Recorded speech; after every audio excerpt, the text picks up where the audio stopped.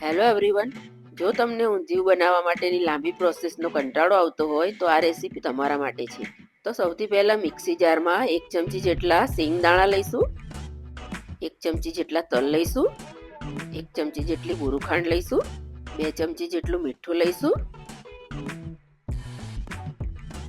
અડધી ચમચી હળદર, અડધી ચમચી ગરમ મસાલો, 1 ચમચી ધાણા જીરું પાવડર, 1 ચમચી જેટલું લાલ મરચું, 2 ચમચી જેટલી લીલા મરચાં, આદુ અને લસણની પેસ્ટ, 1 ચમચી જેટલું તેલ,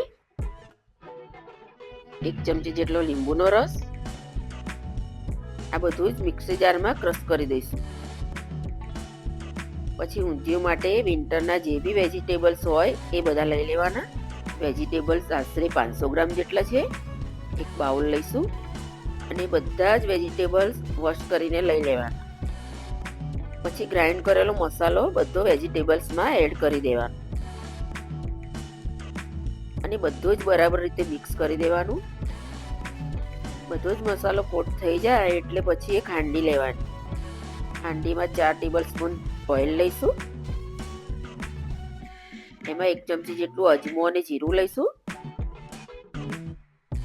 અડધી ચમચી જેટલી હિંગ લઈશું અને ઓઇલ ગરમ થાય એટલે બધા જ વેજીટેબલ્સ એડ કરી દઈશું અને પછી સાઈડમાંથી 1.5 કપ જેટલું પાણી એડ કરીશું.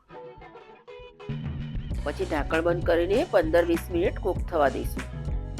ગેસની ફ્લેમ મીડિયમ રાખીશું અને આ ઊંધિયા જેવું શાક રેડી થઈ ગયું છે અને દાડમના દાણા અને કોથમીરથી ગાર્નિશ કરીને સર્વ કરીશું.